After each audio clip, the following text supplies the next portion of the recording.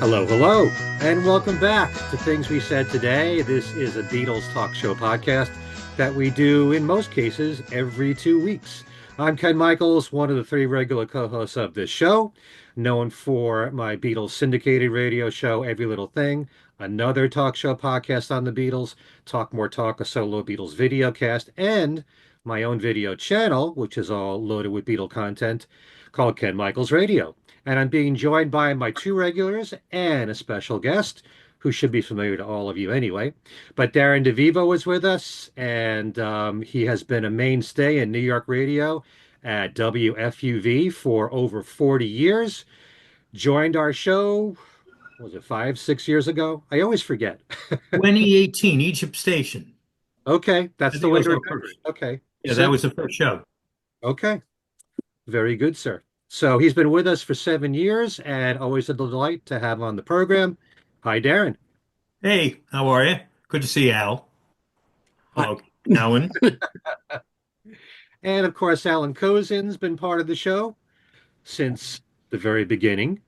And he is the author of the excellent series of the McCartney Legacy, volumes 1 and 2 so far, also known for Got That Something, How the Beatles I Want to Hold Your Hand Changed Everything, and The Beatles from the Cavern to the Rooftop. Hi, Alan.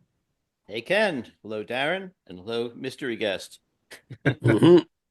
He shouldn't really be much of a mystery because he's a frequent guest on our show and for several years was actually one of our co-hosts. You know him for his many years writing for Beatlefan magazine. He also put out a book several years ago called Change in Times, 101 Days That Shaped a Generation, all about how the world changed in the 101 days following the President Kennedy assassination. And it's always great to have him back, Al Sussman. Gentlemen, how are you? Great. On today's show, we're going to do something that was really a suggestion from Al. And he wrote something to me about after having read the McCartney Legacy books, he came to the conclusion that he truly feels that Wings was not a real band. Well, let me put it this way. I think not that they weren't a real band, just that, well, as a matter of fact, this is something that actually even one of your old Fab Forum colleagues, Rob Leonard, also has brought up, and actually something that I've also felt for a long time, that basically Wings was really, and really the McCartney Legacy books really reinforce this, that Wings was really just kind of a glorified backup band for Paul, more so than a band of peers as the Beatles were. Okay. All right. Well, that explanation is certainly different from what I thought you were, what you envisioned. No, But we're no. going to debate this anyway, whether Wings was much more of a band effort, a true group effort. And I know Darren's feelings on this. I think I'm not quite totally sure how Alan feels, although we've talked about it from time to time. I know Adrian Sinclair spoke on this very same subject, but because it's something that is always debatable, it's a fun topic to bring up in a lot of these Beatle podcasts. Why not bring it up now with these two books from Alan and Adrian coming out? And because this is going to be a big year, actually, for Wings. There's going to be Paul McCartney's book coming out the end of the year, which we'll talk about in a few moments. And the Wings documentary, Man on the Run, is supposed to be coming out this year as well. And And who knows? also, there's the the controversy over whether Wings belongs in the Rock and Roll Hall of Fame, Right. and I have a definite opinion on that, Okay. as I know you do too. Sure. Except yours is the opposing the opposing opinion. Well, that'll make some people happy. If we all Right. just said the same thing, sometimes it would be, It's boring. yeah. But there will be some very definite opposite opinions on this show. I can promise you that. Yes. But I'm really curious about Alan because I don't know totally his feelings about this, but we will find out later on. But first, we have the Mhm. latest Beatle news. And I must say to everybody that when I accumulate the news, and it's been 3 weeks actually since our last show, we've had so much that I've compiled here that I'm probably going to do just part of it. And I don't want you to think I intentionally left out anything that you might be aware of. So I'm going to try to finish the rest of the news on my own YouTube channel, Ken Michaels Radio, because truthfully, this could go on for more than half an hour, all the stuff that I have here. All right, we're going to start, of course, since it's been 3 weeks, we have to bring up the passing of Joey Molland. Joey was the last surviving member of the most well-known lineup of the band Badfinger. He had been ill for several months from complications from diabetes. Badfinger released 4 albums on the Beatles' own Apple label, with 4 major hits to boot. Come and Get It, written by Paul McCartney. No Matter What, Day After Day, produced by George Harrison with George adding guitar to it, and Baby Blue. Joey wasn't on the recording of Come and Get It. Original bass player Ron Griffiths was in the group then, and we just had a sensational interview with him on this show a few shows back. After Ron's departure, Tom Evans moved over from playing bass and to play bass, I'm sorry, and then Joey joined the band. And Badfinger played on George's All Things Must Pass and Living in the Material World albums. Didn't know about Living in the Material World till the box set came out, and we found out that there were Mm. tracks. And they performed at the historic concerts for Bangladesh. Joey and Tom also played on John Lennon's Jealous Guy and I Don't Want to Be a Soldier off his Imagine album. And he was also in the Beatles tribute show. It was 50 years ago today, a tribute to the White Album, performing alongside Todd Rundgren, Mickey Dolenz, Jason Scheff, and Christopher Cross. He was actually scheduled to be part of the recent tour for It Was 50 Years Ago today, celebrating the Beatles' Let It Be and Hey Jude albums, but had to cancel because of poor health. Joey's last album came out in 2021 called Be True to Yourself. It was produced by Mark Hudson, and it also included Julian Lennon on the album. Julian took the photos for the front and back cover for the album as well, and Steve Holley of Wings also played on the album. I've been friends with Joey since the 1980s, since he first appeared on my radio program on WDHA and interviewed him several times. And in fact, when I launched my own YouTube channel 4 years ago, Ken Michaels Radio, I decided to make him my first guest. So if you want to see that interview, just go to show number 1, and it's all to talk about the Badfinger days plus the new album, Be True to Yourself. Joey died on March the 1st at the age of 77. Anything you guys want to say about Joey? I met Joey a few times at the fest, and he was just a very, very nice man, Hmm. along with his obvious musical ability. But he was probably one of the most down to earth, approachable guests I could ever remember meeting at the fest. Hmm. I could definitely agree with you on that. Darren, I know you're Mhm. a Badfinger fan. Yeah, Joey was the first artist I ever interviewed, Wow. period. Huh. Uh, I had also done an interview. I mean, we're going back to the days when, like, my career was in its infancy. It was the beginning at FUV. I did a phone interview, technically with an author. I think I might have a guy named Carl Dallas wrote a book on Pink Floyd, and it was a phone interview from London. But even if that happened first, and I don't remember which came first, Carl Dallas or Joey Molland, but Joey was the first in-person interview that I ever did. And I haven't done all that many more interviews like that one, whereas it was done at the Fest for Beatles fans back in the Beatlefest days in 1987. Hmm. And having never interviewed anybody, I didn't just grabbed um, a machine from the radio station, a couple of mics, and ended up running into Joey in the hotel bar. Mike Gibbons was around. Some of the newer guys in Badfinger were hovering around, and I was with a friend of mine, and we ended up hanging out with Joey for a while. Hmm. And then even the next day, went up to his hotel room, and even when the tape wasn't rolling, just, he was down to earth and very personable. Um, and then we actually had maybe a little bit of a friendship going because we'd go, me and a friend of mine who was with me in '87 at Beatlefest and was with me in the room when I did the interview. We'd go see Badfinger whenever they would play in the area. And it was one very funny night I have in 1987 when Badfinger was playing at a very small club in northern New Jersey that I want to say was the Gold Star Roadhouse, but I could be wrong about that. I don't know if that rings a bell. I know Ken, you used to work at WDHA, which was Northern Jersey. Al's from Jersey. It was in, I think it was Riverdale, New Jersey was the town, Okay. I believe. Mm. And it was something out of like Twin Peaks because um, I didn't know where I was going. We are trying to find this club. Next thing you know, it's snowing. Meanwhile, it wasn't even cold enough, we thought, to snow. But we're up in the ski, like it was like we were we were passing ski resorts in northern Jersey, Uh, and then to this day, I swear I hit something on the road and pull over, and there was nothing, no marks on the car, nothing under the car, nothing on the road. It got very creepy.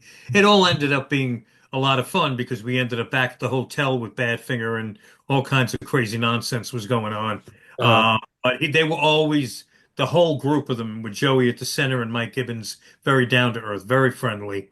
And, I turned the interview into like a 4 or 5 hour Badfinger special that ran through the overnight on FUV. That was how it started for me in a way. So, you know, I unfortunately kind of did lose touch with him, uh-huh. even when he was returning in recent years to the fest, which I kind of have regrets that, he didn't, I couldn't tell whether he quite remembered the interview and so much time had passed. And I didn't want to push the uncomfortable, "Oh, don't you remember me?" Uh-huh. So I kind of kept a little bit, stood in the background a little bit, and I kind of feel bad now because now he's gone. But Right. always a big Badfinger fan from when I was 4 years old. So He played a lot of small clubs, and he did a combination of complete shows by himself, and then he'd be part of a multi-act show, like a Happy Together type show yeah, where he just did the this four was songs. He did whatever he could to make a living from it, but he was always proud of his Badfinger past, just happy to find work. Mhm. And every time I saw him, first thing, the arms came out, give me a hug. He was always very, very sweet and just so nice to me. And I'm glad that he remembered me for the interview that I did for my channel. But it's many years we've known each other. There's one thing that always stood out for me about Joey, and that is I saw him at this big event that happens every year in Massachusetts, the Big E, which is the big expo, and a lot of uh, a lot of vendors and businesses from all of New England, sell their stuff there, and they have concerts, and they usually have combinations of local talent and well-known names. And Joey Mallon did a free concert there that we went to see, and he was signing autographs at the end. And when I saw him there, you know, I know that he said to the fans, "I'm a lucky guy." Well, I don't know about you. You're in a band where you were really screwed by your manager out of money.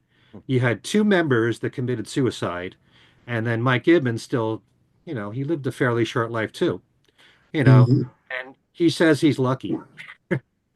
It shows how no matter what, he always was very optimistic and had a great attitude towards life, and it takes a lot to rebound from all of that. And yet he loved doing what he did. He loved making music. He loved performing, and that's how he made his living, and he was grateful for it. But, how many people in his position would call themselves lucky? I don't know. Mhm. Now, let me add something to our recent announcement about the passing of legendary singer Roberta Flack.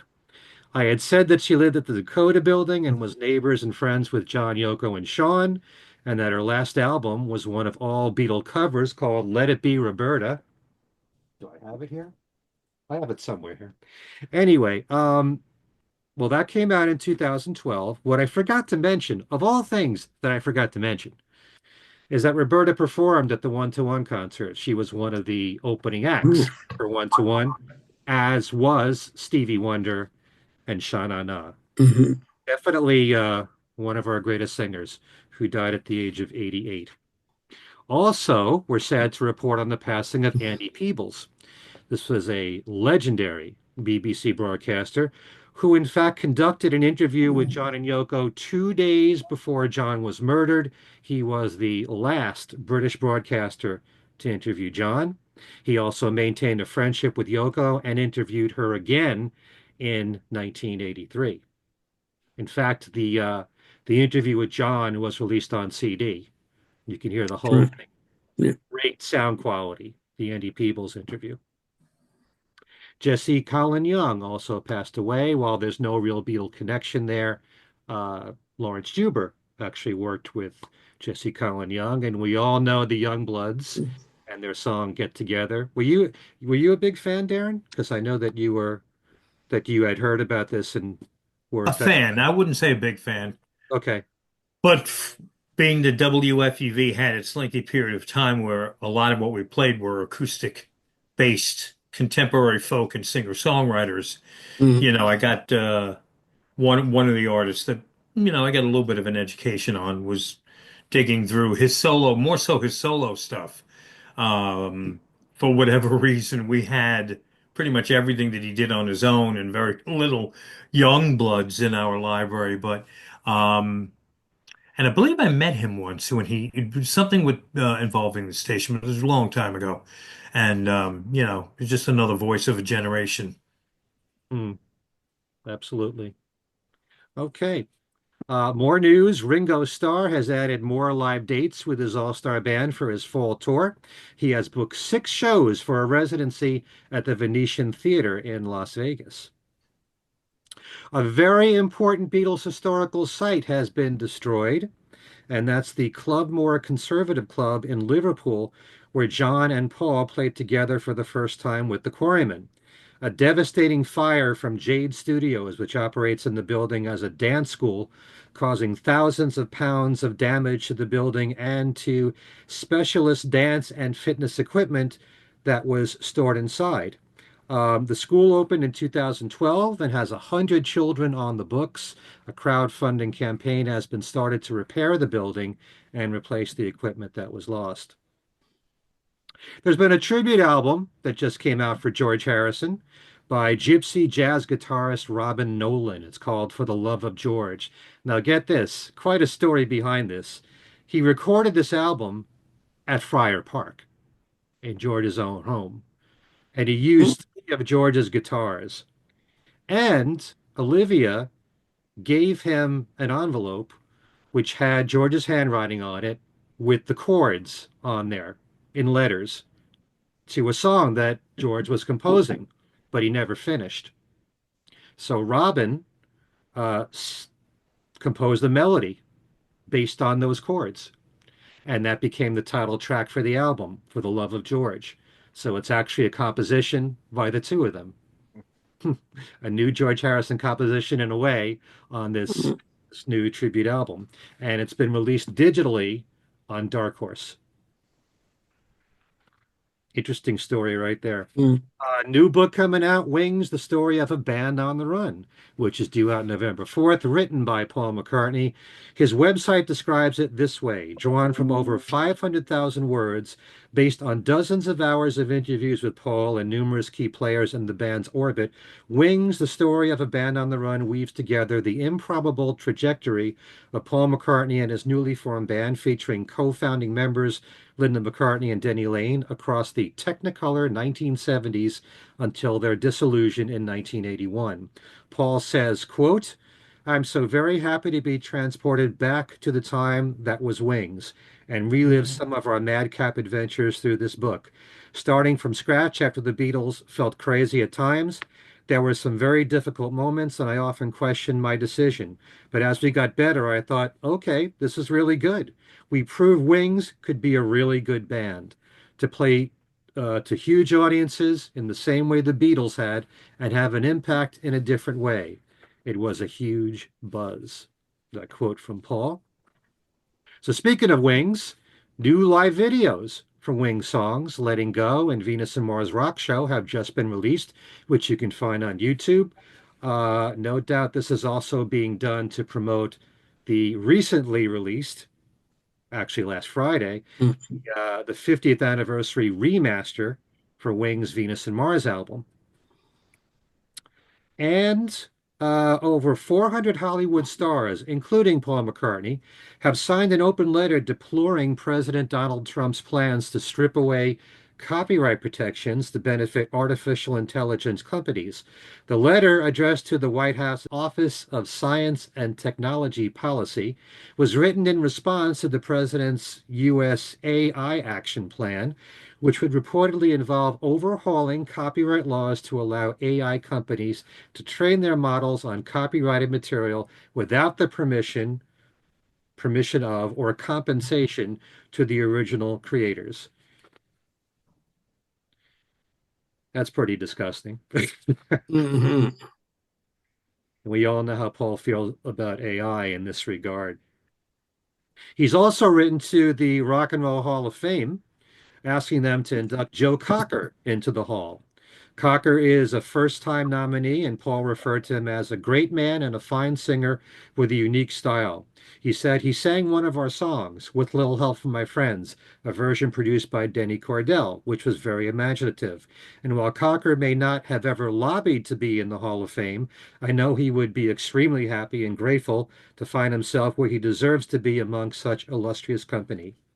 Last year, Paul was among several icons who asked for Foreigner to be inducted into the Rock Hall, and they were. But Paul, Joe Cocker did a few more Beatles songs. Yes. It's with a little help from my friend. Mm-hmm. Something. She came into the She bathroom came through the window. bathroom window. And etc. actually, at the very beginning of his career, he did All Crying. Yes. Ringo Starr's Live at Soundstage album has just been released as a colored vinyl album. It is also the first time it's been released on vinyl. It was recorded in Waukegan, Illinois in 2005 as part of a Ringo and the Roundhead show, and you can order it now at Experience Vinyl. A few more things here. John Lennon has just been honored by the Royal Mint in a specially minted coin collection to mark the year that John would have turned 85. It features a portrait of John, and to the left, the name Lennon, to the right, the word Imagine. Rebecca Morgan, director of the commemorative coin at the Royal Mint, says, arguably one of the greatest singers and songwriters of all time, Lennon's achievements as an artist, activist, and advocate for peace continue to live on and will now be forever remembered on a coin. The Royal Mint has also honored Paul McCartney, along with David Bowie, Queen, the Rolling Stones, and Shirley Bassey. This is all part of their Music Legends coin series. You can visit the Royal Mint's website to purchase the coins. Remember, the book Yoko Ono, a biography by David Sheff, comes out tomorrow, March 25th. And since we have Al here, it will be in August when Bruce Spizer's next book on his series Beatle albums. This one will be the last in the series covering Beatles for Sale and Help, and will be coming out in August, and they'll be selling it at the Chicago Fest. Right. And Al, of course, always contributes a piece, as does Bill King. Actually, two. I have two chapters. Okay. Yeah, one on the news events of that period, Right. and then also one on the pop music, the non-Beatles pop music of the time, of what I consider the greatest year in the history of rock and roll. We should do a show on that, whether it's here. Absolutely. Mhm. No question about it. No contest. Okay. Well, kind of 66 is very good. 66 is a great year, but I just have a personal preference for 65. Okay. You can find people that can make a case for every year. Oh, of course. So I don't know. It all depends upon your musical tastes anyway. Yeah. A new documentary has been in the works for some time now on Chris O'Dell, the Apple secretary and personal assistant to people like George Harrison, Eric Clapton, and others, and for whom George wrote the song Miss O'Dell. The premiere of the documentary will be shown in Chris's hometown of Tucson, Arizona, at The Loft, where she'll be giving a Q&A. This is on April the 11th. The film will run there through April 18th. Also featured in the movie are Peter Asher, Patty Boyd, and Bob Harris. Just a few reminders here. The documentary One to One, John and Yoko, will be premiering in IMAX theaters on April the 11th. And I did mention the other documentary on John called Borrowed Time, which is on John's last decade. And that will be coming out. I mentioned May 2nd. That's actually the date it's coming out in movie theaters in the UK. They're still working for a US release. But I've heard that on June the 2nd, it will be coming out on DVD and Blu-ray. And the Blu-ray will have bonus material because there'll be an extended director's cut on there. So a busy time for Lennon fans between those two documentaries. Also, some birthdays. We just mentioned Patty Boyd, March 17th. She turned 81. Um, let's see. Abe Laboriel Jr. yesterday turned 54. I'd be remiss, I'd be hearing it from Alan if I didn't mention Andrew Lloyd Webber's birthday, which was March the 22nd. On the same date as Stephen Sondheim's birthday. Boy, two of the greatest right there. Absolutely. One of them. In fact, you could almost say the entire expanse of contemporary theater writers from best to worst were both born. Oh, jealousy sometimes, I tell you. And yesterday, our own Darren DeVivo hit the big 6-0. So please send them your wishes on our channel. Send them a wheelchair, whatever you feel like sending them.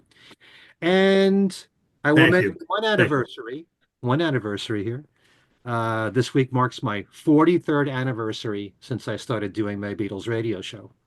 Congratulations. WNYT. Long before it became every little thing. And just want to mention the Fest for Beatlefans happening this coming weekend, March 28th through the 30th at the Hyatt Regency in Jersey City. We will be on a panel, things we said today. I'll be on the one for Talk More Talk. I know they're both on Saturday. I couldn't read the times on their website because it's so tiny.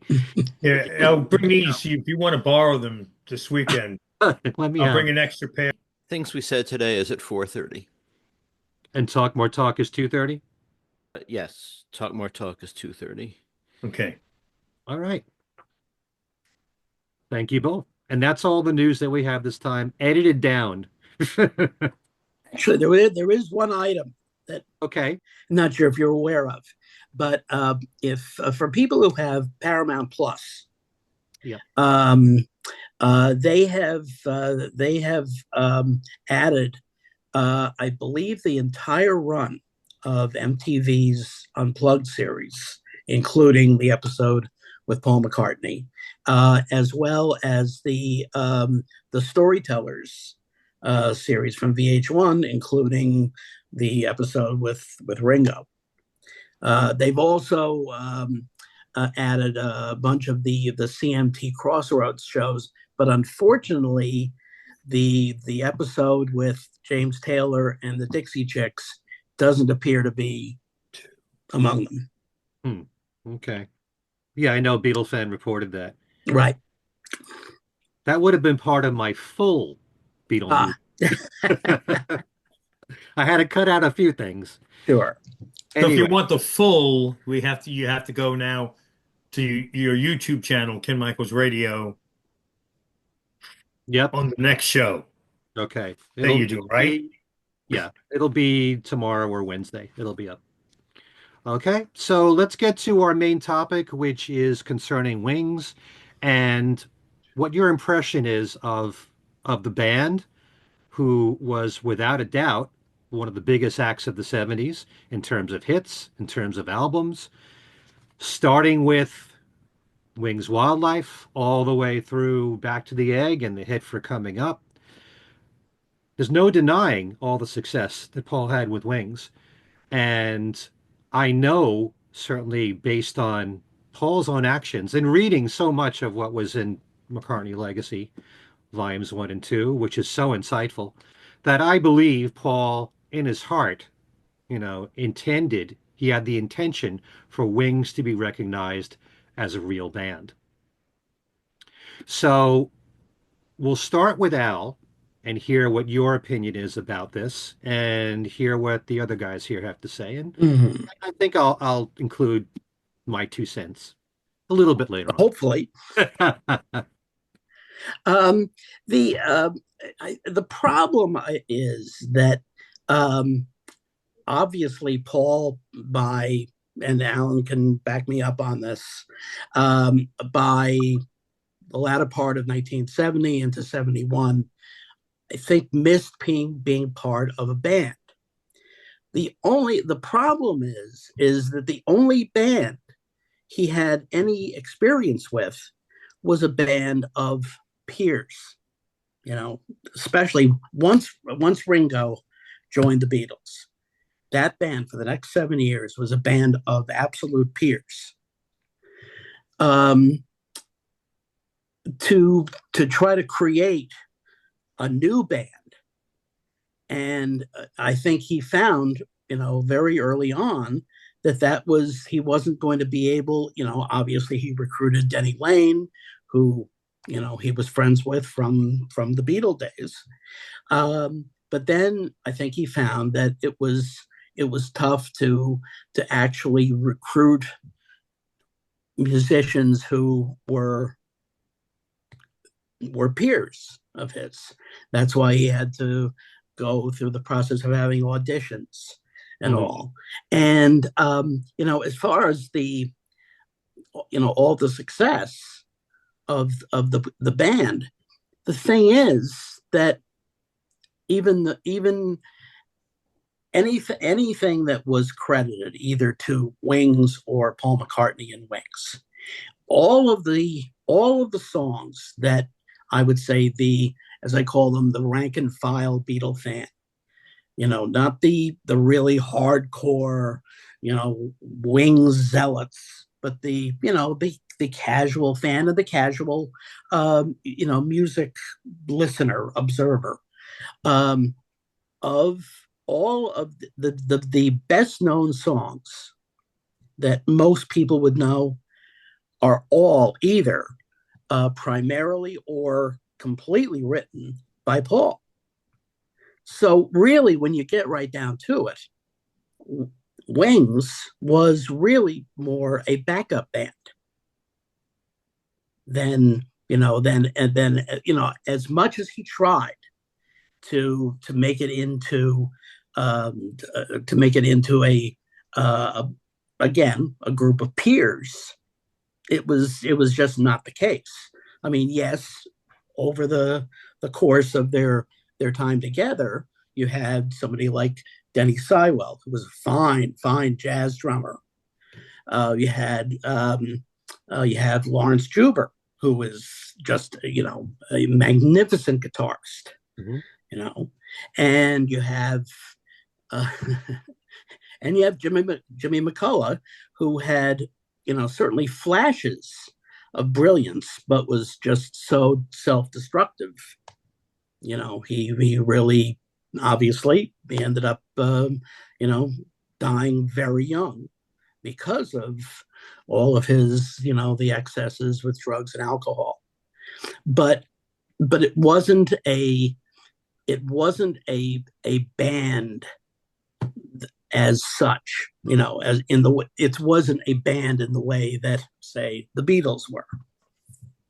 Well, when you say peers, do you mean more recognizable names?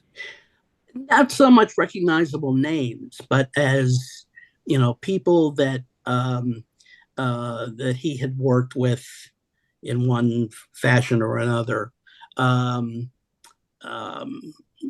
would be comparable in ability, Whereas, obviously all four Beatles, as I said, were very comparable in their abilities. They each brought something very special to that band. And I think he, in a sense, at least at the beginning, was going to try um, to recreate that, and it just did not work. Okay, well, first of all, if you're saying that Paul he should have allowed bigger names or names of people he worked with, he didn't want to create a supergroup. Because if you do that, then it's almost like one could look at it as though you're relying on other names as well to carry you instead of just carrying your Mm-hmm. band. And I don't agree. Certainly, it wasn't as collaborative as it was in the Beatles, but the other members made contributions other than just playing their instruments. They have their own styles, all of them.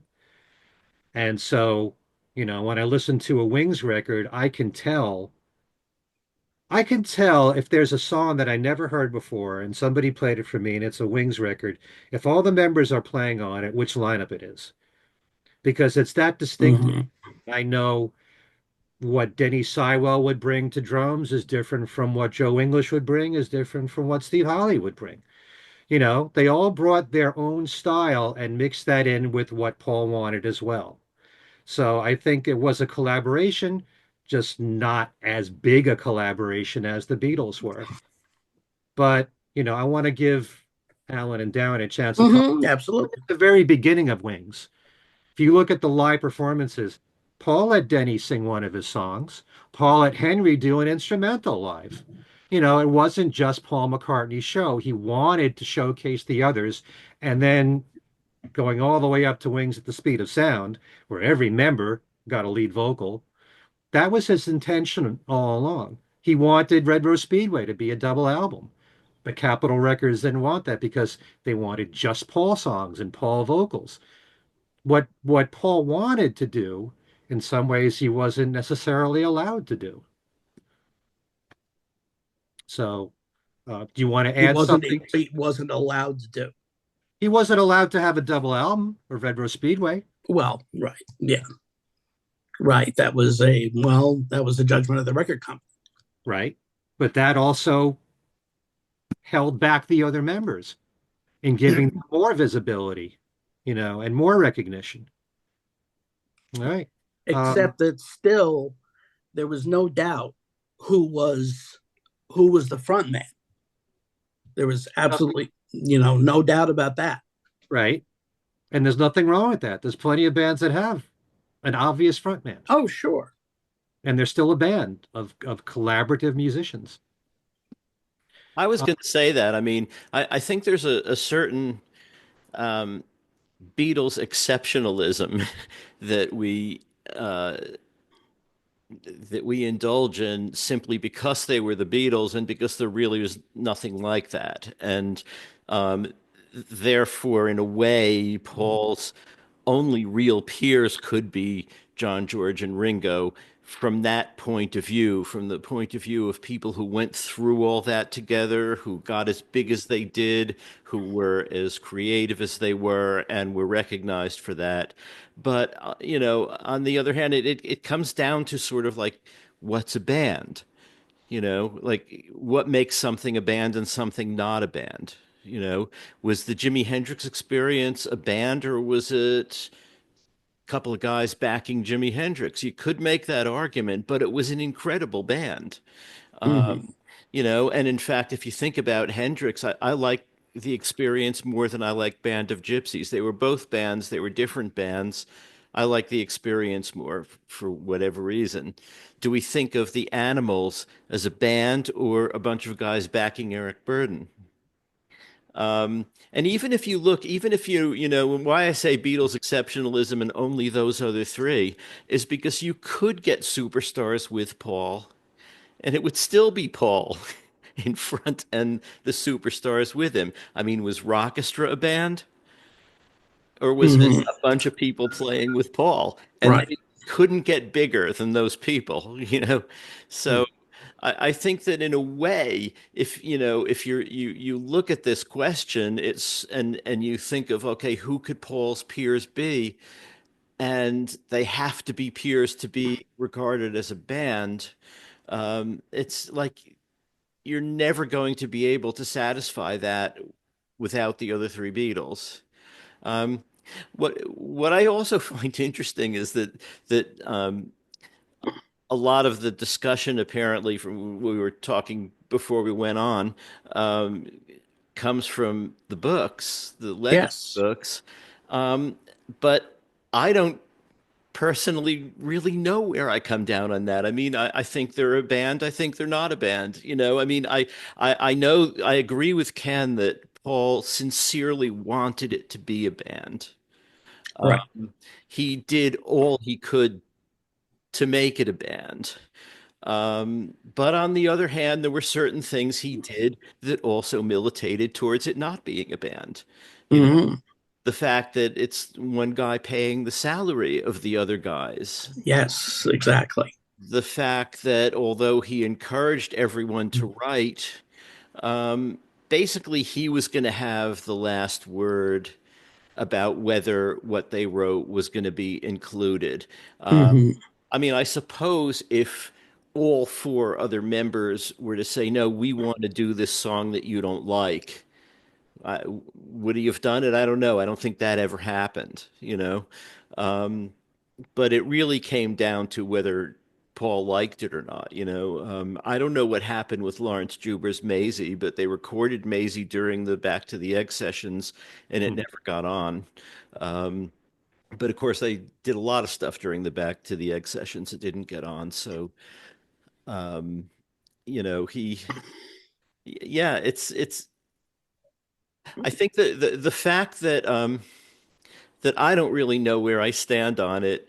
What I like about that is that it tells me that with the books, we presented the information. We presented all the information that we could get and didn't really sort of push a particular conclusion. It's up to the readers to decide whether, in their view, it was a band or not. Like we weren't pushing one line or another because I still don't really, you know, I can argue both sides, you know. Hmm. But in fact, in reading the book, especially reading it in context, Mm, um, you can get the impression early on that there were maybe even a double standard. The fact that that the musicians in Wings all were on they were on a salary, right. you know, and Paul and Linda would stay in when they during I guess both the university tour and the two European tours. Paul and Linda would stay in one hotel. The rest of the group would stay in a much less posh hotel. You know, Okay. But Yeah, the reason behind that was because Paul's money was tied up in Apple.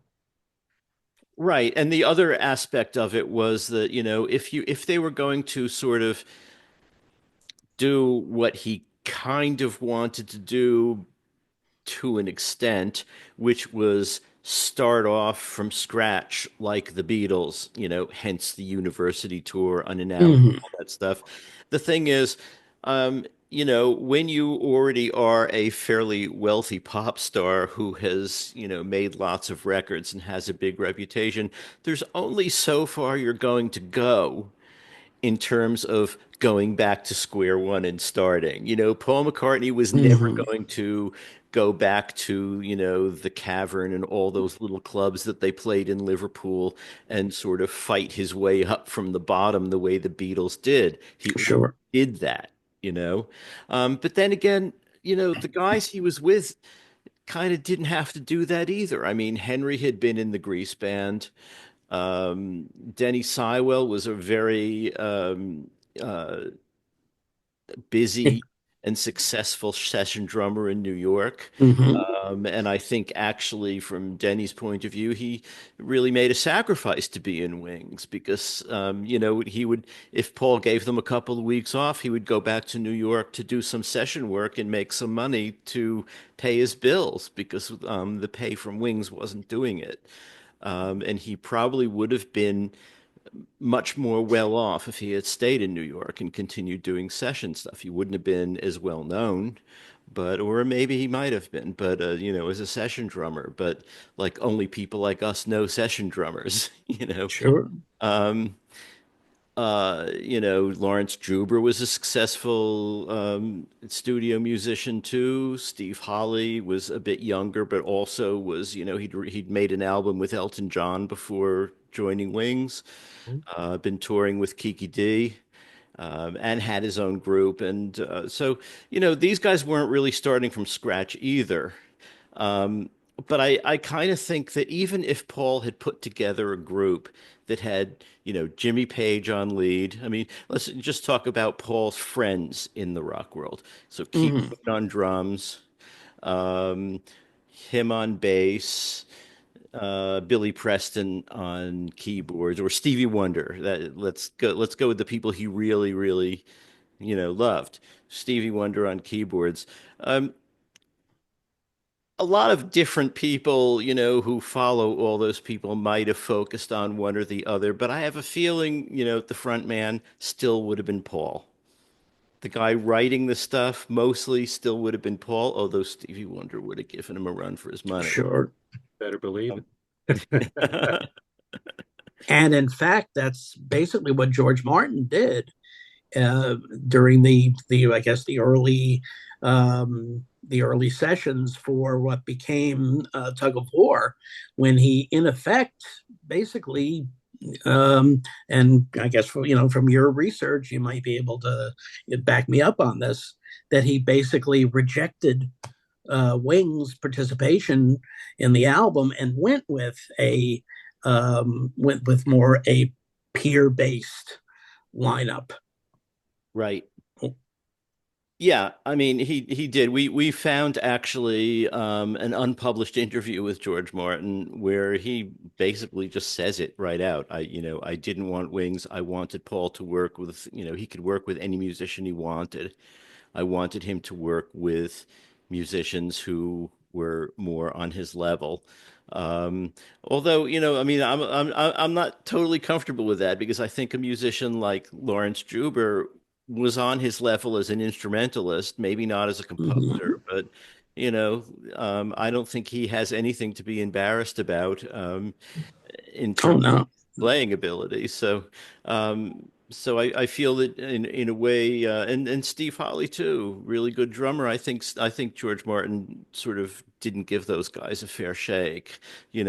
Could have done it with Wings and a lot of guests. Um, but anyway, that's what George Martin said. It's true. But let me also say that Paul brought him something like 15 songs, and he rejected 8 of them or Yeah. something like that. So George Martin was being, very picky at that point about what he wanted to do if he was going to work with Paul. So Hmm. so yeah, it wasn't just the I don't want to work with Wings thing. It was he wanted to be a little more exacting than he felt Paul was being. Hmm. Darren, time for you to weigh in. I have a lot to say here. And I think the beginning of my argument that Wings was a band is kind of silly, but it's basic. Wings was a band. Wings was a band's name. There were more than one member in the band. They were a band. Period.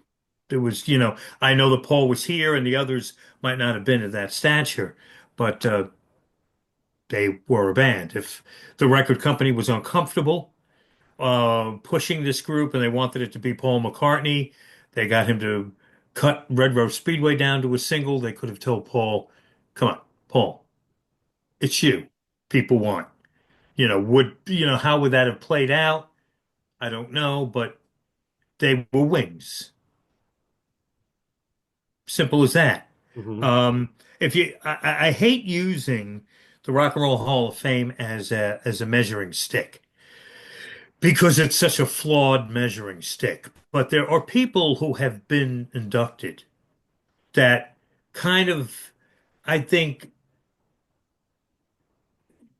kind of, if you're thinking Wings isn't a legit band, if you're looking at them as being a backing group for Paul McCartney, well, in the Rock and Roll Hall of Fame are the E Street Band. Hmm. They're a And backing band. hmm They're a right. great backing band, Hmm. an incredibly talented backing band. And the Silver Bullet Band as well. Is Bob Seger in and the Silver Bullet Band? Hmm. I think That's they're another together. example. I don't know if they're in the hall. It doesn't, but that would be another example. But Bruce Springsteen and the E Street Band, they're in the Rock and Roll Hall of Fame as a band. Right. But When we know that The E Street Band is in just as the E Street Band. They were even yes, even more so, and the Silver Bullet Band are in just as oh, the they Silver are Bullet really. Band See, as I a didn't know that, but that helps. I think that helps my argument. The fact that the E Street Band, who were a backing band, are in there treated as standalone um, members of the Rock and Roll Hall of Fame. You had the Paul Butterfield Blues Band is in the Rock and Roll Hall of Fame. Now, clearly, Paul Butterfield, it's his name is in the band, but they were a band, and David Sanborn was part of that group for a period of time. Um, and what's the guitars? Please help me. Mike Bloomfield, yeah. right? Elvin Bishop, right, was in the Hmm. Butterfield Blues Band. It was Paul Butterfield Blues Band, but they were a band.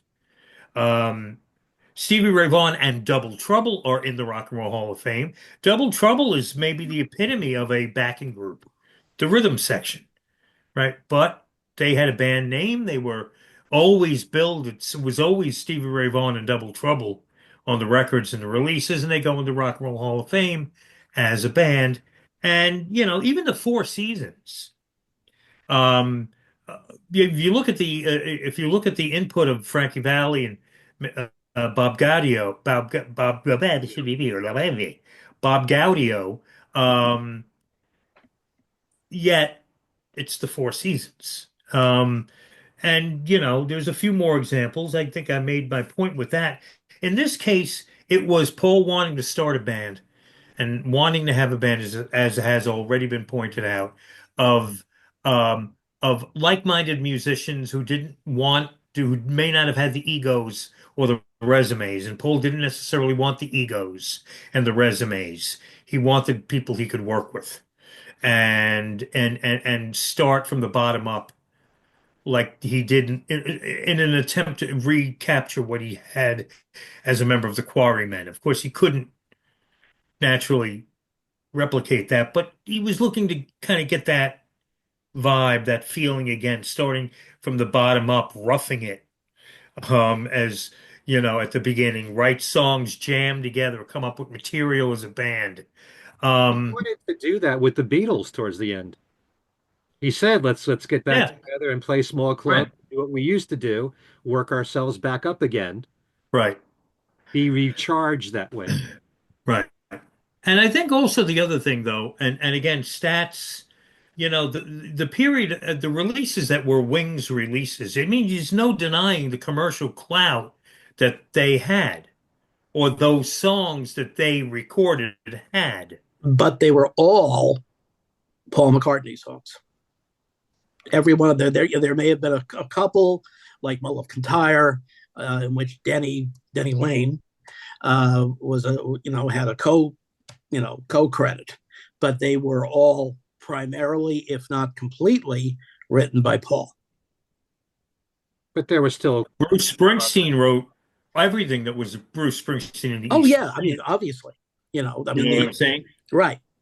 Um, Pat Benatar is in the Rock and Roll Hall of Fame with her husband, who's a brilliant guitarist. Right. They are Pat Benatar and Neil. Gerardo. I always want to say Geraldo with him. Yeah. Pat Benatar and Neil Giraldo in the Rock and Roll Hall of Fame. Everything that was put out, virtually everything, I think, is Pat Benatar. Right. So, but here they are as a presented as a duo because there really were two people working together. And in the case of Wings, I mean, in a perfect world, Paul would have held on to his lead guitarist and his drummer longer than he did. And he's even said that. Hmm. You know, he would have loved Denny Sidewell to hang around longer than he did. Um, and when the end came for Wings, so you were talking about working with George Martin and Martin's desires to work on a Paul McCartney record, not a Wings record. The end came not when Paul decided, I'm retiring the name, but when Denny Lane left. When Denny Right. left, there was an announcement. Denny Lane is leaving Wings. Mhm.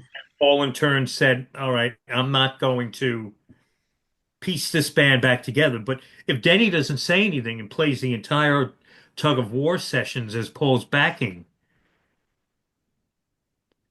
could Wings have still existed longer? Might Paul have kept that name around? We'll never know. Well, I mean, there are a lot of people who will say that basically Wings ended with the pop bust in Japan. Because Yeah, well, I mean, yeah, because But it ended even up after pretty much that, shelving everything that the Wings was going to do once Paul got arrested. I mean, we've talked about here on this show about, Paul's arrest.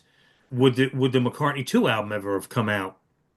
It sounded like Wings had a busy 1980 potentially coming together. Would they Paul did, have had time? yeah, What? they did I'm rehearse sorry. together. Yeah. The bus changed a lot of things in McCartney's career. Not just the future of Wings, but initially the course of action of what he was going to do. Um, so listen, I just feel that comparing, which is what I just did, it has its faults also because I think in the case there's another debate which has nothing to do with this program right now is when these heritage bands keep going using the name and maybe there's only one or two members Mhm. remaining in the band. Should they still be using that name? Should they hang it up? And I feel like that's not a good argument to have because every band and every act is an individual. You have to take it on an individual basis. And I think in the Mhm. case of Wings, comparing them to the E Street Band, it's a flawed argument. But the bottom line is the E Street Band was the epitome of a backing group.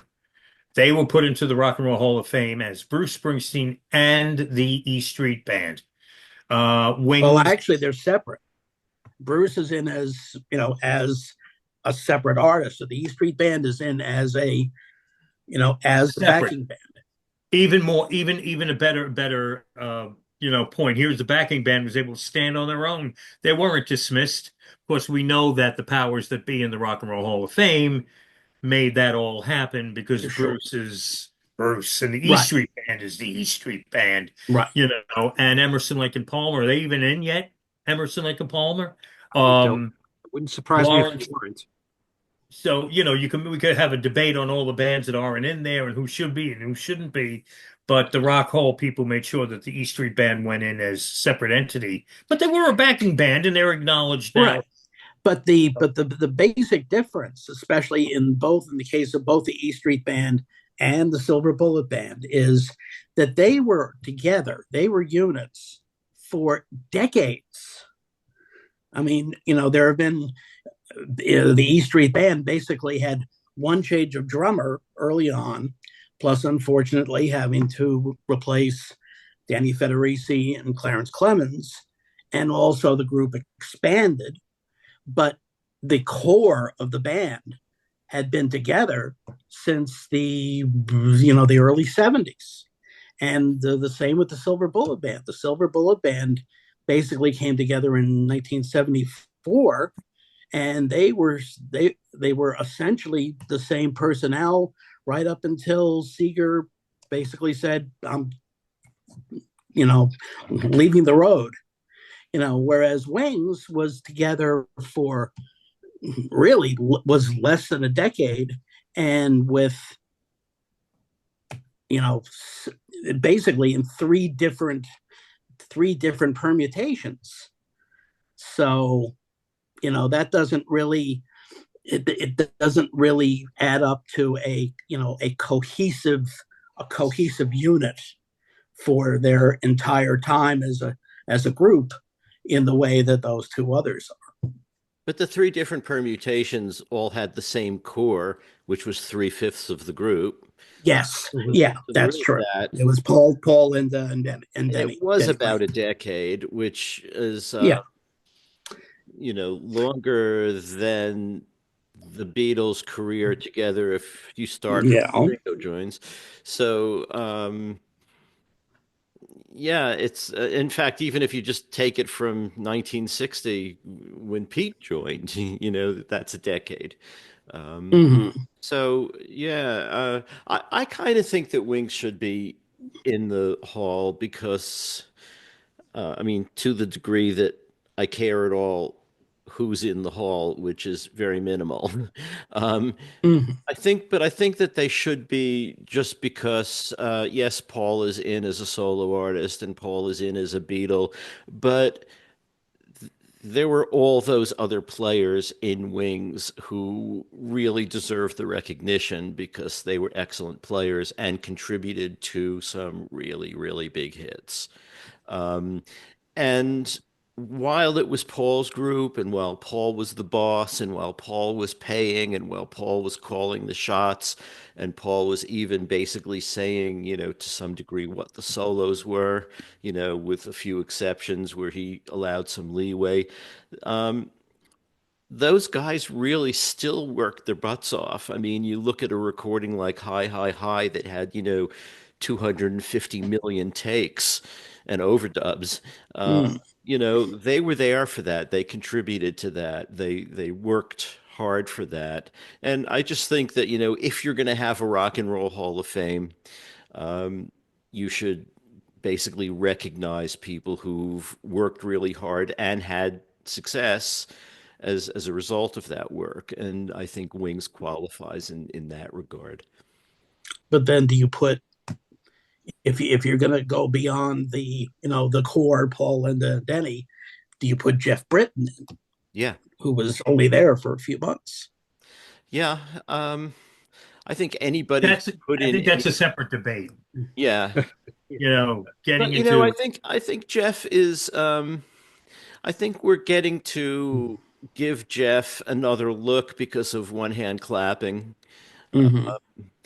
And there are, well, yeah. I mean, he really drums hard on that, and I yeah. think it sort of shows what he could have done.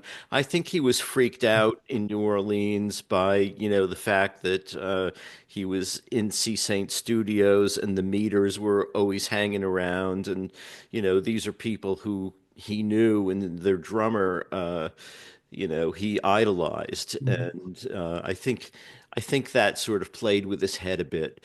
And that's a pity, and the fact that maybe Paul, being in New Orleans, wanted something a little spicy in the New Orleans way that Jeff Hmm. wasn't quite prepared to do.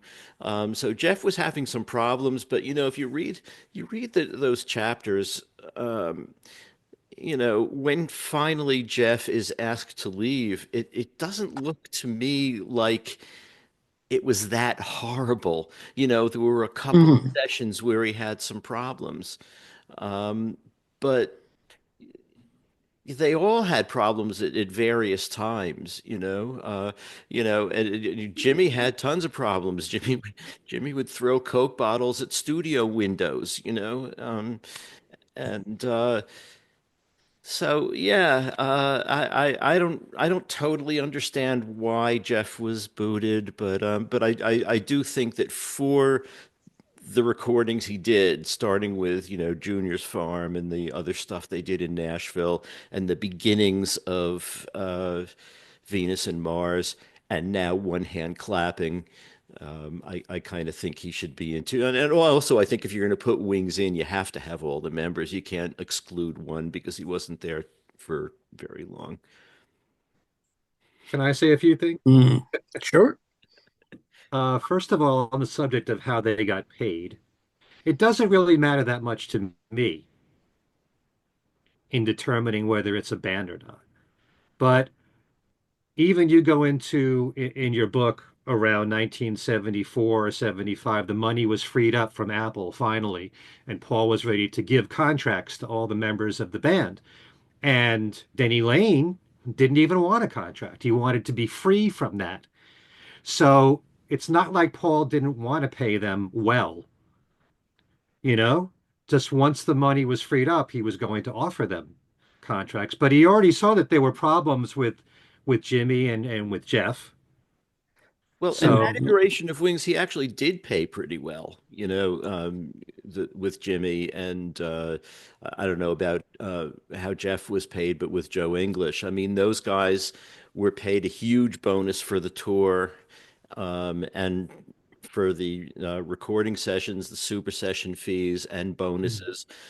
They did quite well. And that's why, there's this one scene in the book where Jimmy is complaining to, I think, Howie Casey, about how he hates Mhm. recording and he's sick of all this and he wants to be on his own band and make his own name and all that stuff. And Howie Casey is saying, excuse me, but you just made like £100,000 for the tour, and money like Mhm. far beyond what Howie was earning.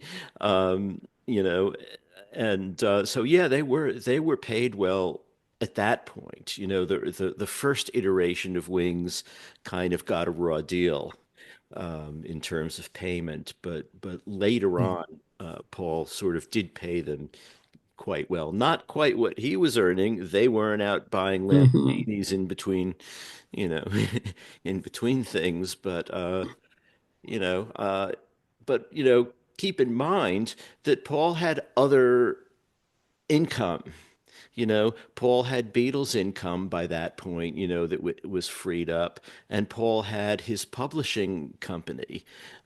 So, every time, On Wisconsin was performed at a football game, he was making some money. So, not to mention all the standards and Broadway shows and God knows what. Paul didn't have to do any work at all. He'd have been quite rich. So in a way, you could look at it that way too, is like, okay, we're bringing together a band with people who don't have those resources. And the front man is paying them a salary to get them closer to his kind of resources, give them some sort of a very decent living towards the end of Wings. So yeah, I guess the question, like you say, Ken, of who pays and how they're paid, maybe shouldn't weigh in, but it kind of, when we look at it, it kind of does, just emotionally. Okay, if there's a front man and he's paying everybody else, then they are by definition the backing band. well, to me, the most important thing is collaboration, Hmm. creative collaboration, and what each member brings to the group. And even though you said, Al, that all the songs primarily were Paul songs, Mhm. most of them were, but there were plenty of McCartney Lane songs, especially on London Town. And that doesn't mean that they were 90% written by Paul and just a little bit by Denny. Some of them could have been closer collaborations. And Mulligan Tire, which in fact was such a monumental hit worldwide, everywhere except in the US, Right. um, that they wrote together. And Denny has claimed that he wrote a substantial part of that song. So, and Paul let Denny sing lead on songs that he wrote just to give him, a presence on the albums. Spirits of Ancient Egypt, The Note You Never Wrote. So you do that if you want to give these other members some attention. And I also wanted to bring up the fact that, and I think we've mentioned this several times, when they first came out as Wings with Wildlife, it was a Wings album. It wasn't Paul McCartney and Wings, it was Wings. Right. Then in 72, there were three singles. Give Ireland Back to the Irish, Mary Had a Little Lamb, and Hi, Hi, Hi. They were all Wings singles. Right. When he went to Paul McCartney and Wings with My Love as a single in Red Rose Speedway, he had a number one song and a number one album. Then Ben on the Run comes out. Paul McCartney and Wings, number one, biggest album of his career. But once he achieved that, what did he do? He went back to calling it just Wings. On Venus and Mars, on Wings at the Speed of Sound, on Wings over America, on London Town, and back to the egg. That alone is a statement of him trying to establish this as a group.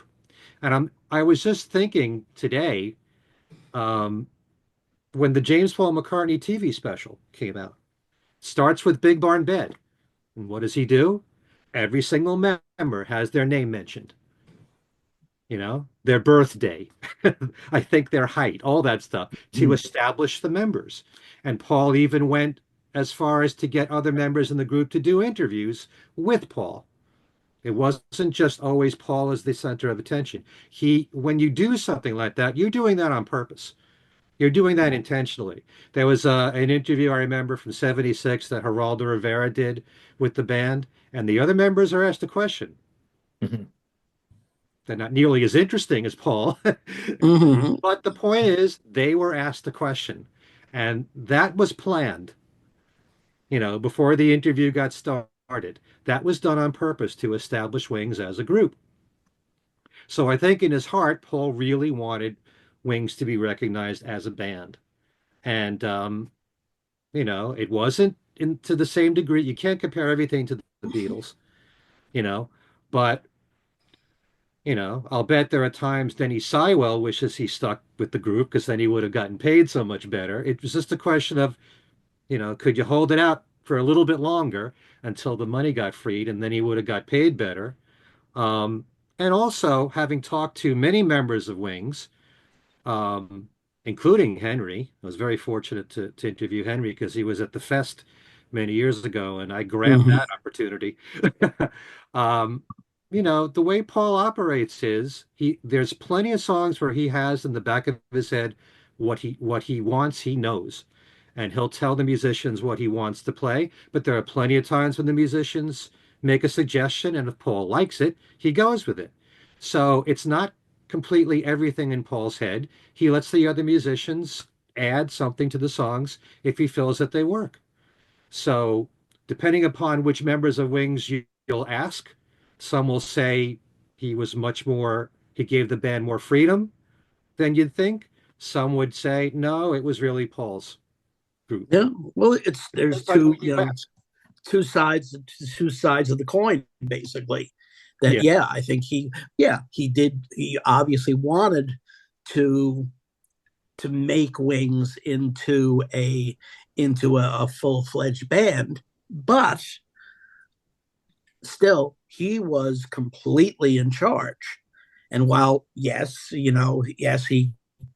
let Denny and Jimmy McCulloch and the others maybe have individual songs, but still overall it was his band. Whereas with the two bands that he has been with since then, that what Uh-huh. I as I call it the Hamish Robbie band, from Right.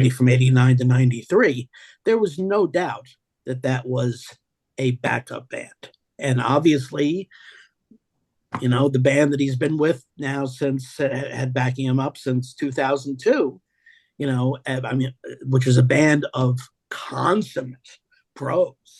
You know, Uh-huh. every each member of the band has a resume as long as my arm, and but they are absolutely, there's no question that they're a backup band. I mean, even to the point where Paul doesn't introduce them. He just, says, Hmm. let's hear it for this great band.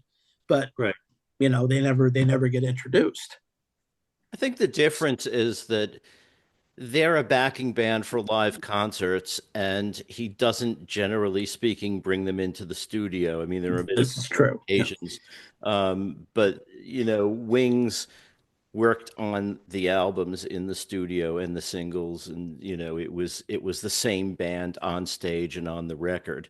Um, Mhm. these guys, Paul will make a record and they will learn to play it and will play it brilliantly. And so that is, I think, more clearly a backup band than Wings in that sense, on a sliding scale of backup band to actual band. Mhm. Let me ask you a question, Al. Hmm. If you listen to a Wings album and you listen to a solo McCartney album, do you hear a difference? Um, not a lot, because of the fact that it's that an album like Red Rose Speedway, for instance, Uh-huh. is very much an album that I think is, it was created in, you know, not the image and likeness, but certainly it was created around Paul. Even to the point where, obviously, Red Little Lamb Dragonfly, which is actually Ram. from the Ram sessions, and George Martin basically did the arrangements on Hmm. that. But most of the other tracks are very much what I would call McCartney centric. Okay. You don't really get much of a flavor of the other musicians, Hmm. other than something like the you know obviously the famous guitar solo on My Love. Right. But then again, you would have if it had been the double album that they had planned, Yeah, and that's what yeah, that's that's what true. he That's wanted, true. and that's what they wanted. I mean, the band was very disappointed by EMI's decision to sort of force it into a single album with Paul out front. But so I think with with Red Rose Speedway, there has to be sort of like a Roger Maris asterisk. It Mm, doesn't necessarily count as the way Paul wanted it to be if we're like talking in terms of showing off the band, because it really was meant to be a band showcase. That was really what hmm. he and they all wanted. Um, and he also there was talk at the time that came out of releasing the second album's worth of stuff a few months later. And Hmm. that never happened. And even if it had happened, it wouldn't be the same as a double album altogether. That was the impression he wanted to make. Here are some songs by Denny. Here's a song by Linda. Here's Henry doing some of the live stuff, and Hmm. it just didn't work out. But and Henry was quite vocal about it in interviews after the decision to make it a single album. He was very disappointed, and I think Denny too. I So still find it interesting that McCartney could have put his foot down and said it's coming out the way I want it to come out, and Capitol would have had to give in, I wonder. and yet Paul didn't do that. Mm, Not I necessarily. don't know. I mean, Wildlife, despite the fact that it went to number 10 on the charts, that's still considered, unfortunately, a disappointment. Right, and So that's neither what he's bouncing off of as an album. right, and neither Mary Had a Little Lamb or Give Ireland Back to the Irish were huge hits by any stretch of the imagination. Hi, Hi, Hi went top 10. Yes, yes. mhm. So, but let me ask Darren and you, Alan, the same question I just asked Al. Do you hear a difference between a Wings album and a solo McCartney album? Darren? Oh, definitely. And to me, it's the harmonies. It's Hmm. Linda and Denny Lane, their harmonies. You say what you want about Linda as a vocalist. She wasn't a strong singer, but for some reason, whatever happens when the, you know, voices come together, Linda and paired with Denny Lane, with Paul probably also contributing in that, um, they had a distinctive sound. That was once once Denny was done working with Paul, that was lost. I think that alone was Wing's signature sound, was the harmonies, and that was Denny and Linda. So to me, yes, definitely, um, I can tell the difference between the two. Solo Paul versus Wings. There's All some right. spiffy harmonies Alan. on Ram too, and that was Hmm. Well, um, there you have now. There you have Linda and Paul. No Denny Lane yet. right. Hmm. So there you had a case where, all right, maybe we're selling Linda a little short. Hmm. Yeah. Um, and Denny just enhanced it a little bit more. But you're right about Ram. Ram does have a wings, definite wings feel to it, and I think it goes way beyond Denny Seiwell's drumming. Um, which then says, well, maybe Linda's contributions, while not necessarily as a keyboard player, were significant and were major contributions. There were other things in there that she was bringing to the table, like the harmonies, Yeah. um, that were indispensable. It's kind of interesting in a Hmm. way that this new book that Paul's putting out in November actually starts with Ram and works its way up. It doesn't start with wildlife. I Well, know in I a way, read I that. always look at, in a way, Ram, I think Paul was in the studio. Paul was with a band. He was with musicians again. I'm sure he was had been thinking about being in a group again, and now he was getting a little bit of a taste of, having Hmm. other people to bounce ideas off of. Hmm. And had Hugh McCracken said yes, Ram would have been a Wings album, but not name, Right. um, they were Hugh McCracken away from, they were Hugh McCracken away from being, Wings even before Wings were around. And if I remember, when Paul began doing, I think, Too Many People in Yeah, concert, he was introducing it as this is for the Wings fans. that's Yeah. right. Yeah. Was it too many people? I remember he was doing that. And I'm like, okay, technically though, that wasn't Wings. Hmm. Wings Greatest technically was not a proper title for that album, but I'm not gonna. Right. Yeah. Yeah, but Alan, the whole idea of the difference between a Wings album and a solo McCartney album. Yeah. Hmm. So I've been thinking about this as the rest of you have been talking, and if I'm being absolutely honest, I hear them all as Paul McCartney albums, and who he's playing with is secondary to me. Hmm. Um, but on the other hand, here's the thing, every Paul McCartney album is different anyway, whether it's every Wings Yeah. album is different and every solo album is different. I mean, you never know exactly what it's going to be. I mean, McCartney 3 kind of took me by surprise, the kind of stuff it was. And, the Fireman albums, no one would have guessed most of what those things were. So, like, I think he reinvents himself with every album. And so whether it's with Wings or whether it's solo, um, Good point. Yeah.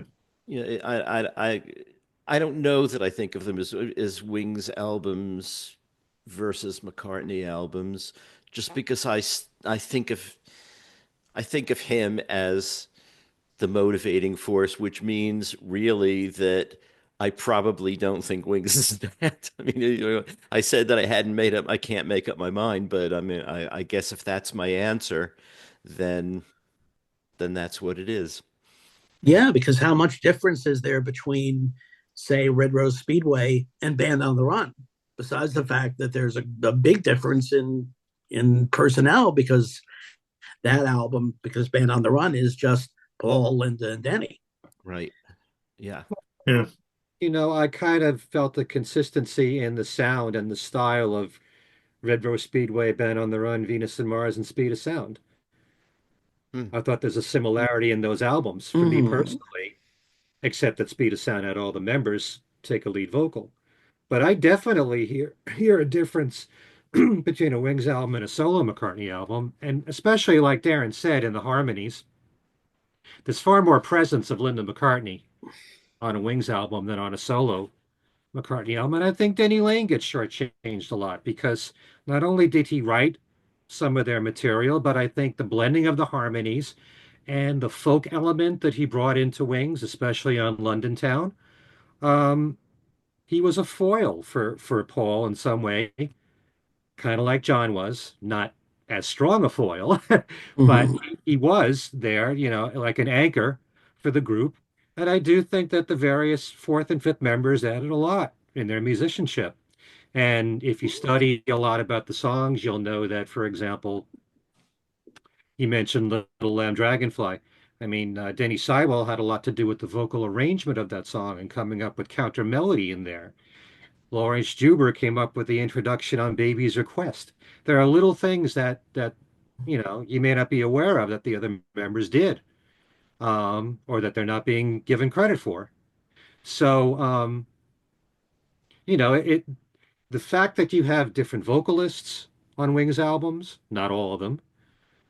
You take a look at the live performances, even from the early days, like I said, you still had Denny Lane singing I Would Only Smile, and Henry McCullough had his instrumental, and then the Wings Over America tour, you had five songs that Denny Lane sang lead to and one from Jimmy.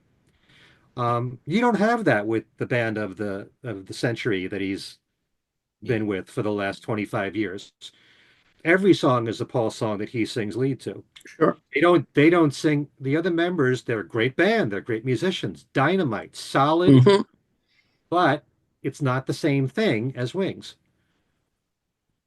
And I gotta say, Right. actually, Again and Again and Again is one of my favorite songs on Back to the Egg. So, Okay. so this is a much more complicated question than I think people give it credit for. It Yeah, I is. It remember. is because you do have a situation where there's no denying that you had one dominant member in the band. Um, but that's something that has happened many, many, many times where there's one dominant member in a band, but there's still a band.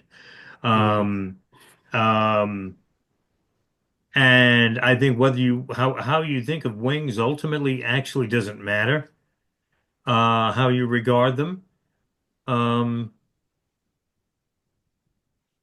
but recognizing the accomplishments of Wings is a way of acknowledging an unbelievably successful decade that McCartney had.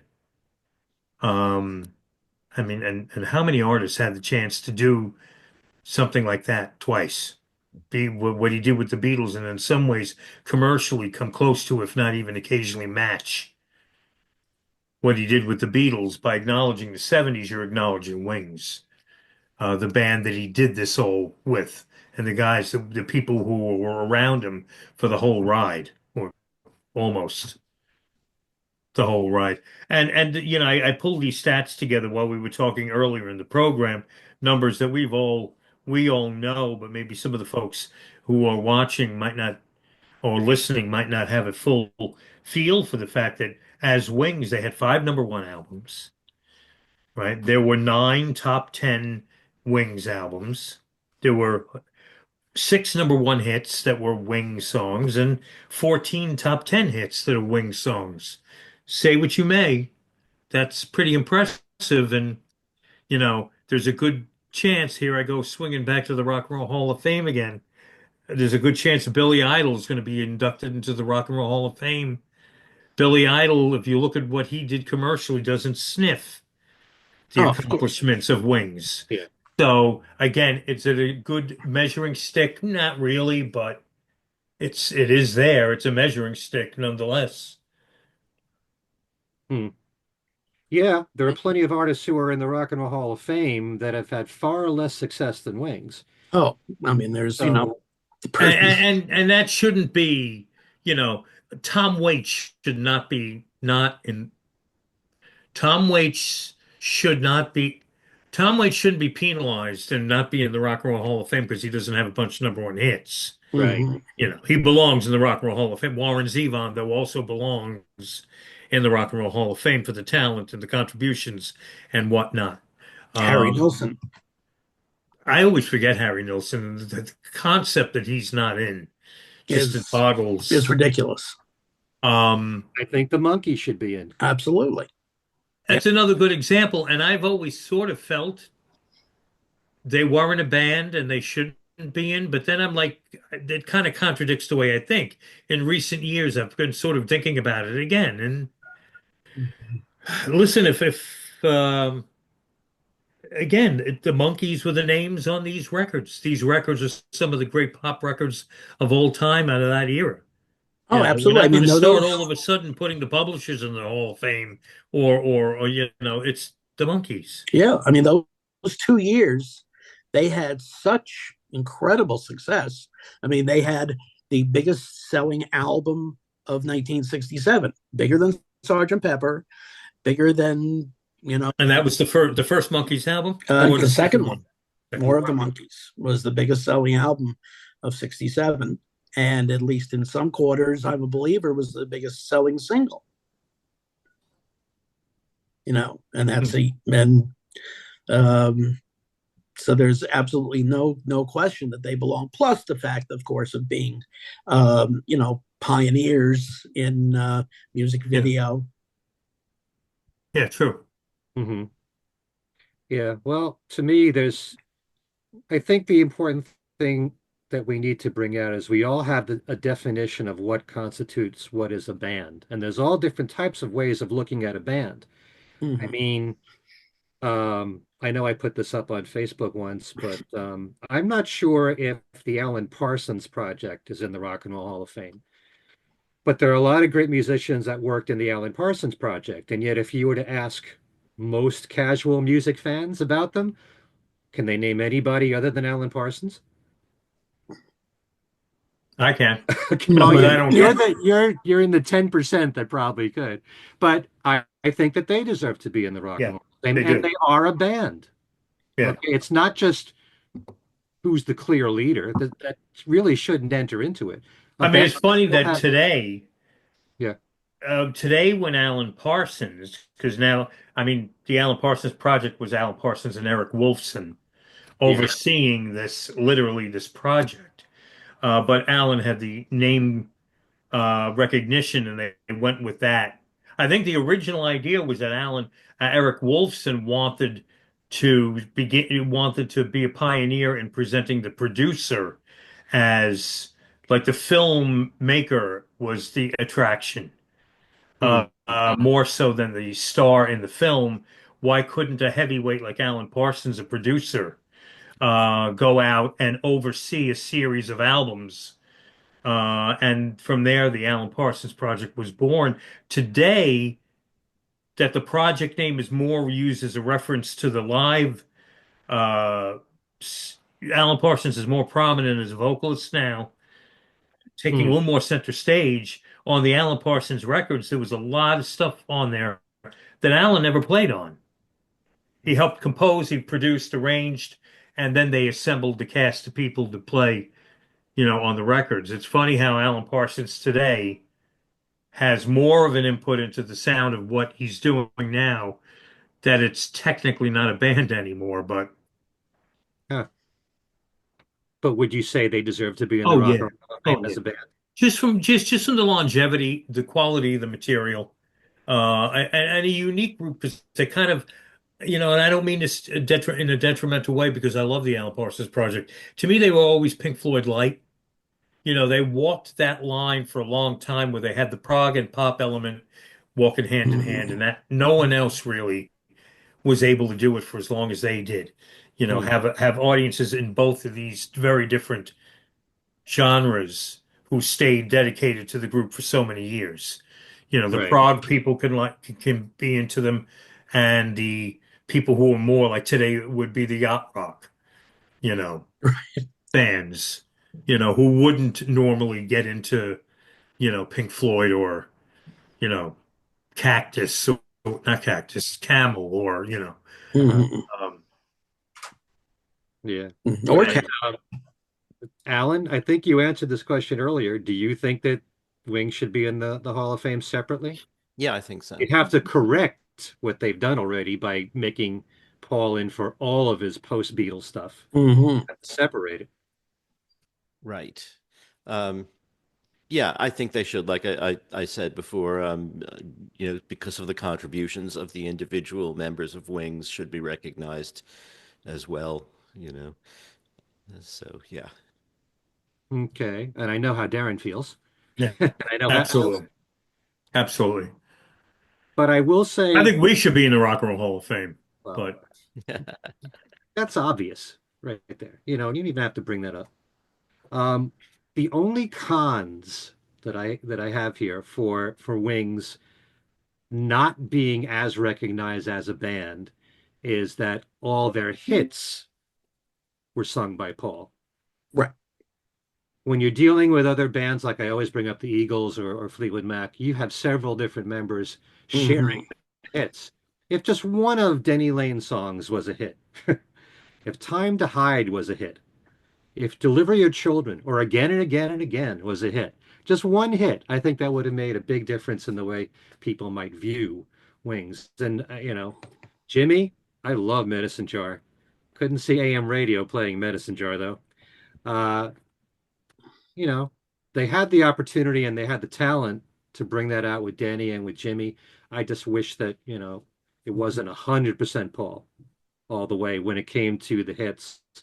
And I think that it does hurt that the lineups changed as frequently as they did, But then there are plenty of bands. I mean, Fleetwood Mac went through a lot of different personnel changes. Sure.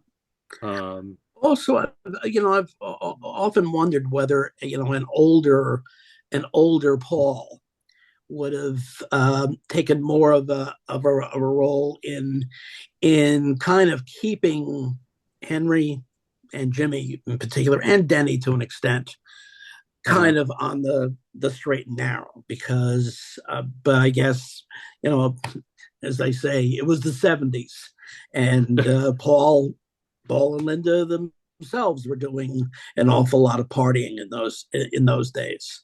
But I think possibly, if there had been, if he had been, kind of in a sense cracking the whip a little bit hmm, and saying, particularly in the case of Jimmy, who was yeah, just certainly in the picture that Alan and Adrian paint in, particularly in Volume 2, that Jimmy was just out of control so much Mhm. yeah. that you know that never would have happened in the later groups yeah. that Paul worked with. Yeah, I was just going to say that because as Alan and Adrian bring out, they didn't have any problems with Lawrence and Steve. Right. They knew what their job was, and they didn't have any problems at all. Hmm. So they Absolutely. could have lasted a lot longer in Wings. Yeah. But I also think part of what makes the Wings catalog exciting are the changes in the lineup because I mean I can't picture if Denny Seiwell and Henry McCullough um, were the backing musicians on Back to the Egg, it wouldn't have sounded anything like Back to Mm-mm. the Egg, No. Hmm. So the different musicians made a difference right there. You know, there's a reason why, Venus and Mars has more of an edge to it. Jimmy made a big difference there. I think that a lot of people point to that middle lineup as their favorite, and I think because of the fact that they were a great live band, although the last lineup, if they lasted longer, could have proven themselves to be a really good live band. And I Hmm. do love the early Wings stuff too, but having Jimmy as a lead guitarist live with Joe English, who's powerhouse drummer, a lot of people point to that lineup as their favorite, as a live band especially. But, in some ways, the changing of the lineups made them interesting, although it's also sad that none of them stuck around long enough Mm. to know where the band would go from Hmm. there. All right. Do we have any more points left that we want to bring up at all? Other than the one on my head, nope. I think I think we all made legitimate arguments, and I think when Hmm. all is said and done, we all still love the music equally, and really it doesn't ultimately matter. It's just there, and we have it, and we're the better for it. There's lots No we Mhm. could question. do. We could do this endlessly. Yeah. Yes. Yeah. So it's No at question. some point we should draw the line, and maybe now is Hmm. the time. We could do several shows on this with different guests and get different opinions. So That's the great thing about this. There's no clear-cut answer here. It's a very debatable thing. Yep. You know, So, and I've said it before, Wings mean a lot to me because that was the soundtrack to my youth. That was, I'm right. growing up in the 70s.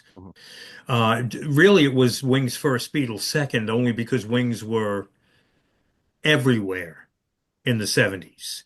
And while I was keeping current with what was happening with music then, and Wings was front and center, then then later on I would play catch up and get the Beatle records and learn that stuff. But there was nothing more exhilarating for me when I was a kid than opening up a newspaper in the dentist office and see the little record advertisements for Corvettes and seeing the little square that there was a Wings album.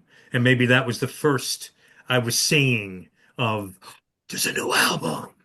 Mhm. Hmm. Ma, ma, Mhm. ma, ma, ma. Oh, we gotta, or hearing American Top 40, and religiously listening, counting down, if Jet is going to, where's it gonna, should be, it dropped back.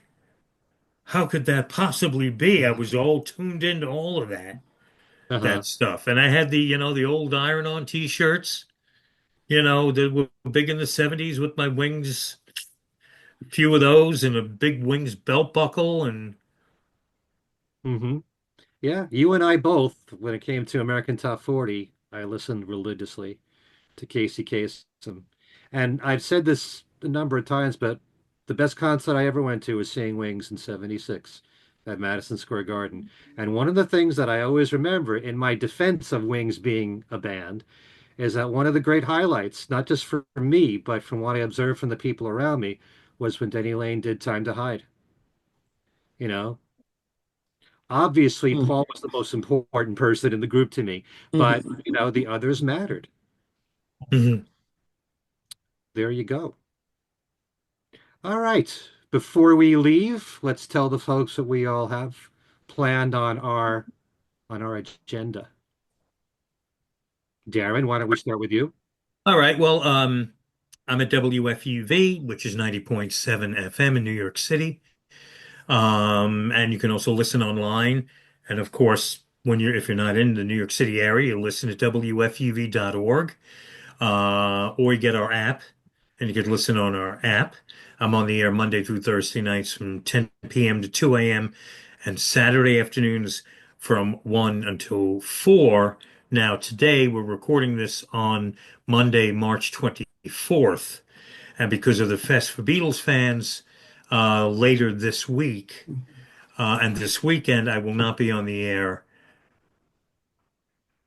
Thursday and Saturday, taking a couple of days off for the fest. But other than that, and as for the fest, which is sort of redundant here because a lot of what we're doing, Ken and Alan, overlap, but I'll leave it at this. If you're coming to the Fest for Beatle fans in Jersey City this weekend, look for me and Ken and Alan, especially on Saturday Hmm. and Sunday too, to an extent. But we'll be all over the place, you know, with panels and whatnot. And there will be a Things We Said Today panel on Saturday. There'll be a Talk More Talk panel on Saturday. Um, Alan's got a busy schedule of being, interviewed on the main stage, um, and Ken Michaels and the ukulele trio that he just formed will be performing on the Apple Jam stage. That was supposed to be a surprise. You Oh, weren't supposed to sorry. tell. But that's my deal. Look for me on Facebook too if you want. Two Facebook pages, Darren DeVivo and Darren DeVivo, WFUV DJ and Beatle Podcaster. Okay. Alan, how's by you? Okay, yeah, I mean, obviously, I'm going to be at Fest as well. Have some panels Saturday. Adrian will be there too. And one of the rare times that Adrian and I are in the same hemisphere. Um, so we're going to be doing some panels together, interviews separately, Mhm. or on some separate panels too.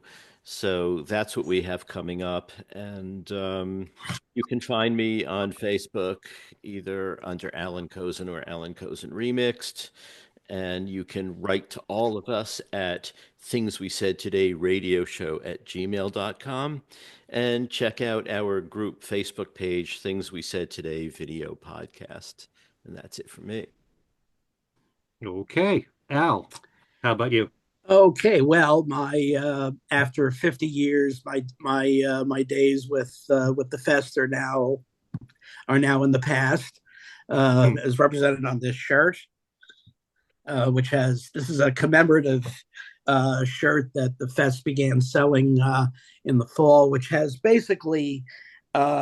it's basically the front pages of the programs We can get from the those. fest. Oh, We can buy those, Al. Yeah, yeah, I would Right. assume they'll have them Yeah. at the fest in Jersey City, and otherwise you can get them through the fest. And it's basically the front pages of all of the That's programs great. from beginning from '74 all the way up to last year. Mhm. Um, uh, uh, as usual, I'm busy with material for Beatlefan magazine, and also I just finished dropping about 8,000 words on Bruce Spicer for the two chapters that will be in the last of the Beatles album series books, which will cover Beatles for Sale, and Help, and plus, of course, Beatles 65, Beatles 6. And that will be available at the Chicago Fest in August. And but the also the the most recent book of the series covers the period of Hard Day's Night, and that certainly is available through at beatle.net, which is Bruce's website. okay. Every time you're dealing I with should add, Bruce's, seeing as we have Al here as executive editor of Beatlefan, that I have a three-part sort of overview of the making of Venus and Mars, and part one is in the current issue. Uh, Yes. it's based obviously on research we did for the book, but it's not Mm-hmm. really an excerpt of the book. It's kind of like a sort of redone, you know, leaving out a lot of the other stuff that's going on at the time of Venus and Mars, but just sort of an overview of the writing and recording of the whole album in an awful lot of detail. So since Zal's here, I felt remiss not mentioning that. So And the first piece is excellent. thank you. Mhm. mm, yeah, as a matter of fact, when the fest happens this weekend, as we've been saying, we have a panel at 2:30 on Saturday, that is. 2:30, then 4:30 is Talk More Talk. The panel with things we said today will be with Adrian, and I know that you want to center on 74, 75 around that period because you kind of find that to be very interesting. Although people can ask questions about Sure. any time from the 70s, really, you Well, know. But we figured we'd focus on 74, and we may have some surprise things to play from that period Uh-huh. Ooh. won't have been heard before. They Just better boy, not be way outtakes too from the much. podcast. Hmm. Are there going to be outtakes from the podcast you're going to play? Embarrass me? Even better than that. What could be better than that? See. All right. That's going to be fun, yeah. As for me, my other talk show podcast, which also stars Darren DeVivo, or a recent addition to the show, we did a real quick thing after the Ringo at the Ryman TV special was broadcast. We did our own review. And so that's the most recent one that we have of that show. We'll do a new one probably next week, right after the fest. On my own YouTube channel, Ken Michaels Radio, I just did an interview with Steve McDonald and Grant Roberts. They're part of the band McDonald's Farm. The band's been around for something like 40 years, and they are from Scotland. They've done a lot of concerts of their own material, and also they do Beatles tribute shows as well. They have a residency at the Cavern, and they just did a tribute to Denny Lane covering Time to Hide with Steve Holley on drums, and they made a video for it, which you can find on YouTube. And Paul and MPL lent material from the Wings Over America tour to be used in the video. And proceeds from the sales of the CD, so far it's only come out on CD, will go to benefit Denny Lane's estate. So we talk about the new recording of Time to Hide, and that's the latest one on my channel. There'll be plenty more new shows coming in the next few weeks. My radio show, Every Little Thing, the syndicated show, is on something like 50 radio stations, but the easiest way to find it, the only way that you can listen to Every Little Thing on demand, is by going to WFDU's website, Fairleigh Dickinson University in New Jersey. They do have a page for their archive shows. Go to WFDU.FM, go to the archive page, type in Every Little Thing. You'll get the last 2 shows that they aired from the last 2 weeks. And every show runs for 2 weeks on their website. Okay, and on my own website, kenmichaelsradio.com, don't forget that you do have ongoing Beatles trivia contests with great prizes to give away, like the McCartney Legacy, Volume 1 and Volume 2. Allan has it prominently displayed right behind him. Also, a new prize to give away. We All Shine On from Elliot Mintz, who was a fantastic guest for us. And we have a few copies of that to give away, plus Daytime Revolution, the Blu-ray for that. That's the documentary on the week that John and Yoko co-hosted the Mike Douglas show. And so don't forget, this weekend is the fest. And just in case we don't have a show before then, don't forget about the One-to-One documentary coming out on April the 11th in IMAX theaters. All right. I guess that takes care of everything. All right.